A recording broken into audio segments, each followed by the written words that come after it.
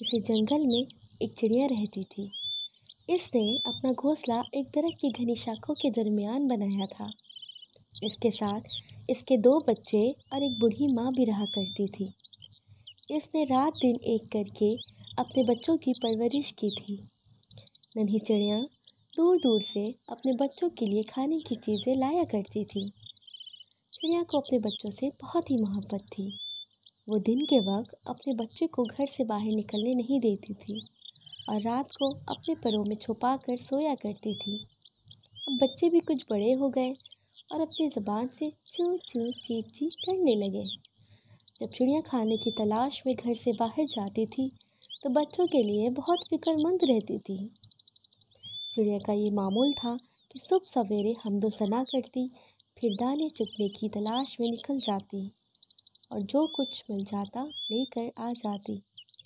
ایک دن چڑیا صبح کو گھر سے نکلی اور رات تک واپس نہیں لوٹی۔ گھر میں سب پریشان ہونے لگے۔ رات ہو گئی لیکن چڑیا کا نام و نشان تک نہ تھا۔ اب تو بچے رونے لگے۔ ادھر چڑیا جیسے ہی کھانے کی تلاش میں ایک گھر میں اتری، ایک جال میں پھنس گئی۔ ایک بچے نے اسے جال سے نکال کر پنجرے میں رکھ دیا اور اس سے کھیلنے لگا۔ جب شام ہوئی تو بچے نے چڑیا کو پنجرے سے باہر نکالا اور اس پر لال رنگ پھیرنے لگا۔ جب چڑیا کا سارا جسم لال ہو گیا تو اس نے چڑیا کو چھوڑ دیا۔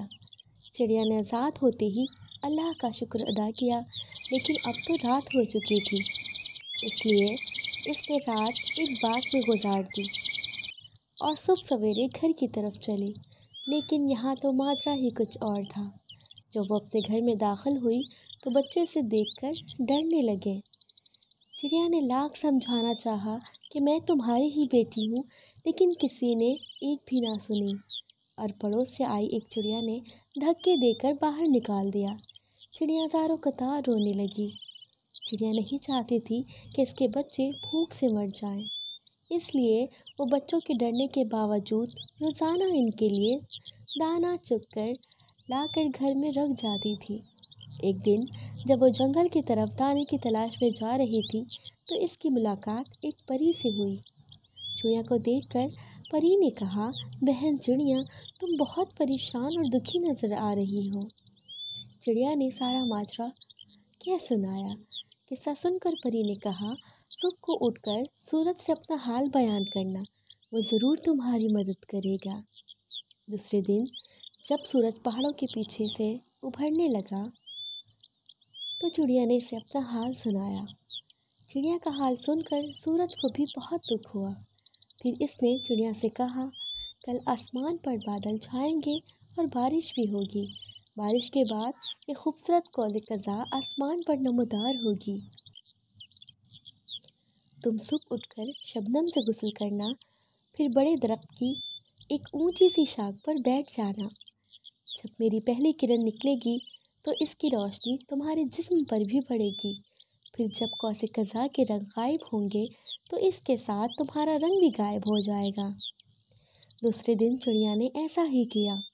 سب سے پہلے شبنم سے غسل کیا، پھر ایک بڑے درخت کی اونچی شاخ پر جا بیٹھی۔ تھوڑی دیر کے بعد آسمان پر بادل چھا گئے اور بارش ہونے لگی۔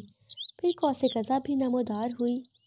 جب سورج نکلا تو اس کی روشنی اس پر بھی پڑنے لگی۔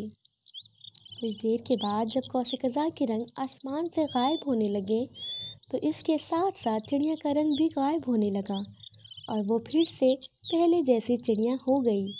یہ دیکھ کر وہ بہت خوش ہوئی اور ایک دم اپنے گھر کی طرف اڑی۔ بچے اپنی ماں کو صحیح سلامت دیکھ کر اس سے چمٹ گئے۔ ماں نے بچوں کو بہت پیار کیا اور اپنا سارا حال بیان کیا۔ سب بچے شرمندہ ہو گئے اور اس سے معافی مانگنے لگے۔ چڑیا نے سب کو معاف کر دیا اور پھر وہ پہلے کی طرح ہنسی خوشی رہنے لگے۔